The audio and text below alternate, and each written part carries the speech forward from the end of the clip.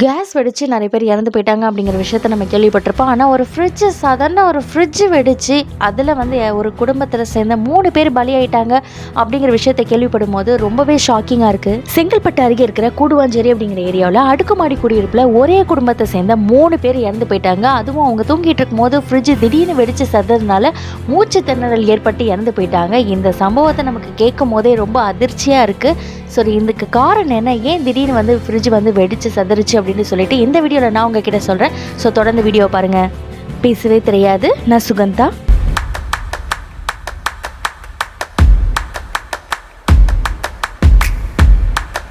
சென்னையில் உள்ள செங்கல்பட்டு மாவட்டம் அருகே இருக்கிற கூடுவாஞ்சேரியில் அங்கே இருக்கிற பகுதியில் கோதண்டராமன் நகர் ஜெயலட்சுமி தெருவில் உள்ள பிருந்தாவனம் அப்படிங்கிற அடுக்குமாடி குடியிருப்பில் தான் இந்த விபத்து நடந்திருக்கு.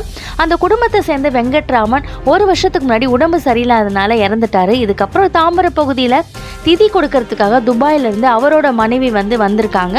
அவங்களுக்கு 63 வயசு. அவங்க பேர் கிரிஜா, அவங்களோட தங்கச்சி ராதா, அவங்க தம்பி ராஜ்குமாரோட ஒய்ஃபு பார்கவி, அவங்களோட மகள் 6 வயசான ஆராதனா எல்லாருமே கடந்த 2ஆம் தேதி ஊரை பார்க்க வந்திருக்காங்க. அவங்க எல்லாருமே அந்த அடுக்குமாடி குடியிருப்பில் முதல் மாடியில் தூங்கிட்டு இருக்காங்க. காலையில் 4 மணிக்கு பார்த்தீங்கன்னா திடீர்னு அப்படியே எதிர்பாராத விதமாக ஃப்ரிட்ஜ் வெடிச்சு சதுருது. அதனால் அங்கேருந்து புகை பயங்கரமாக வெளியில் வருது. அப்படி வெளியேறதுனால மூச்சு திணறல் ஏற்பட்டு அவங்க எல்லாருமே கத்தி அலறி ஒரு சத்தம் போட்டிருக்காங்க. ஸோ எல்லாருமே என்னடா இப்படி ஒரு அலறல் சத்தம் கேட்குது அப்படின்னு சொல்லிட்டு எல்லாருமே அங்கே வீட்டுக்கு பார்த்துருக்காங்க. அங்கே உள்ள மக்கள்லாம் போலீஸ்க்கு தகவல் சொல்கிறாங்க. உடனே அந்த கூடுவாஞ்சேரி போலீஸு, தீயணைப்பு துணையினர் எல்லாருமே உள்ளே போய் பார்த்துருக்காங்க. அந்த பார்த்த இடத்துல கிரிஜா, ராஜ்குமார், ராதா எல்லாருமே சம்பவ இடத்துலேயே இறந்து போயிருக்காங்க.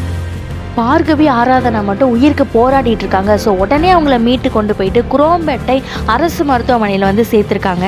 இப்போ அவங்களுக்கு தீவிர சிகிச்சை அளிக்கப்பட்டு வருது. இதில் முதல் கட்ட விசாரணையில் என்ன சொல்கிறாங்கன்னா, ஃப்ரிட்ஜ் வெடிச்சதுனால அவங்க வீடு முழுவதும் தீ வேகமாக பரவி அப்படியே புகை மூட்டமாக சூழ்ந்து அதில் அவங்க சிக்கி மூச்சு திணறல் ஏற்பட்டு இறந்திருக்காங்க அப்படின்னு சொல்லப்பட்டு வருது. இந்த ஃப்ரிட்ஜ் வெடிக்கிற சம்பவம் இப்போ மட்டும் தான் நடந்திருக்கா அப்படின்னு கேட்டால் இல்லை. இதுக்கு முன்னாடி 3 வருஷத்துக்கு முன்னாடி அதே சென்னையை சேர்ந்த சேலையூர் அப்படிங்கிற பகுதியில் நடந்திருக்கு.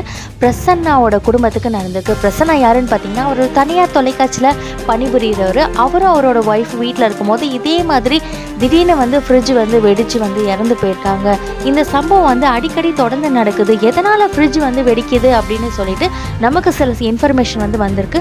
ஃப்ரிட்ஜ் ஆப்ரேட்டர், அப்புறம் பழுது பார்க்குறவங்க, ஃப்ரிட்ஜ் உற்பத்தியாளர், இவங்க எதனால் ஃப்ரிட்ஜ் வெடிக்குது அப்படின்னு சொன்ன காரணம் என்னன்னு பார்த்தீங்கன்னா, ஃப்ரிட்ஜில் உள்ள கம்ப்ரெசர் தான் காரணம் அப்படின்னு சொல்கிறாங்க. கம்ப்ரெசரில் உள்ள வாய்க்கள் அப்படியே பிளாக் ஆகி ஓவர் ஹீட் ஆகி ஃப்ரிட்ஜ் வெடிக்கிறதுக்கு முக்கியமான காரணம் அப்படின்னு சொல்கிறாங்க. சரி, இதை எப்படி சரி பண்ணலாம், ஃப்ரிட்ஜ் வெடிக்காமல் எப்படி பாதுகாக்கலாம் அப்படின்னு பார்த்தீங்கன்னா, வருஷத்துக்கு 2 முறையாவது சுத்தம் செய்யணும் அப்படின்னு சொல்கிறாங்க. ஜென்ரல் செக்அப் பண்ணிக்கணும், அடிக்கடி சர்வீஸ் பண்ணணும் அப்படின்னு சொல்கிறாங்க. இப்படி அடிக்கடி சுத்தம் செய்கிறதுனால கம்ப்ரெசரில் உருவாகிற அந்த பிளாக் தவிர்க்கப்பட்டு பெரிய ஆபத்துலேருந்து நம்ம காக்கப்படலாம் அப்படின்னு சொல்கிறாங்க. வருஷத்துக்கு 1 முறையாவது டீப் ரோஸ்ட் பண்ணணும் அப்படின்னு சொல்கிறாங்க. அது மட்டும் இல்லாமல் ஃப்ரிட்ஜை எங்கெல்லாம் வைக்கலான்னு பார்த்தீங்கன்னா, அடுப்பு, குக்கர் இந்த மாதிரி ஹீட் உள்ள ஏரியாக்களில் நம்ம ஃப்ரிட்ஜை வச்சு யூஸ் பண்ணவே கூடாது. அதே மாதிரி சூரிய வெளிச்சம் அதிகமாக இருக்கிற இடத்துலையும் ஃப்ரிட்ஜ் வைக்கக்கூடாது. ஏன்னா ஓவர் ஹீட் ஆச்சுனாலும் ஃப்ரிட்ஜுக்கு பாதிப்பு தான். ஃப்ரிட்ஜை எப்படி வச்சு யூஸ் பண்ணலான்னு பார்த்தீங்கன்னா, ஃப்ரிட்ஜ் வைக்கிறதுக்கு பின்னாடி பார்த்தீங்கன்னா காத்தோட்டமாக வைக்கணும். அட்லீஸ்ட் கொஞ்சம் காற்று வர மாதிரி கேப் விட்டு ஃப்ரிட்ஜை வச்சு யூஸ் பண்ணணும் அப்படின்னு சொல்கிறாங்க. இப்படி பண்ணுறதுனால ஃப்ரிட்ஜு ஏதாவது பாதிக்காமல், அந்த அசம்பாவிதம் நடக்காமல், ஃப்ரிட்ஜ் வெடித்து சதறாமல் நம்ம பாதுகாத்துக்கலாம் அப்படின்னு சொல்கிறாங்க. உங்கள் வீட்டில் நீங்கள் ஃப்ரிட்ஜ் யூஸ் பண்ணிங்கன்னா இந்த மாதிரி இன்ஸ்ட்ரக்ஷனில் நீங்கள் ஃபாலோ பண்ணுறீங்களா அப்படின்னு பார்த்துக்கோங்க. வருஷத்துக்கு 2 தடவையாவது நீங்கள் சுத்தம் பண்ணுறீங்களா, ஜென்ரல் செக்அப் பண்ணிக்கிறீங்களா, இல்லை சர்வீஸ் பண்ணியிருக்கீங்களான்னு சொல்லிட்டு பார்த்துக்கோங்க. ஸோ ரொம்ப சேஃபாக நீங்கள் ஃப்ரிட்ஜை யூஸ் பண்ணிங்கன்னா இப்படிப்பட்ட ஒரு அசம்பாவிதம் நடக்கிறது தடுக்கலாம். நீங்கள் ரொம்ப சேஃபாகவும் இருக்கலாம். நான் போடுற வீடியோஸ்லாம் உங்களுக்கு பிடிச்சிருந்தா சப்ஸ்கிரைப் பண்ணுங்கள், கமெண்ட் பண்ணுங்கள், மறக்காமல் ஷேர் பண்ணுங்கள். இந்த வீடியோ மெயினாக நான் எதுக்கு ஷேர் பண்ணுறேன்னா, இதே மாதிரி உங்கள் வீட்டில் சம்பவம் அசம்பாவிதம் நடக்காமல் இருக்கணும் அப்படிங்கிறதுக்காக தான் நான் இந்த வீடியோவை நான் உங்ககிட்ட ஷேர் பண்ணியிருக்கேன். ஸோ நான் சொல்கிற ஒவ்வொரு விஷயமும் உங்கள் லைஃப்பில் ஏதாவது ஒரு மாற்றத்தை கொண்டு வரும் அப்படிங்கிறதுக்காக தான் ஒரு விஷயத்தையும் நான் உங்ககிட்ட ஷேர் பண்ணியிருக்கேன். ஸோ இந்த வீடியோ உங்களுக்கு பிடிச்சிருந்தா லைக் பண்ணுங்கள். இதை மற்றவங்களுக்கு நீங்கள் எல்லாருக்கும் ஷேர் பண்ணுங்கள். அதனால் இந்த இன்ஃபர்மேஷன் எல்லாருக்கும் போய் சென்றடையும் அப்படிங்கிறதுக்காக தான் உங்ககிட்ட ஷேர் பண்ண சொல்லி நான் கேட்குறேன்.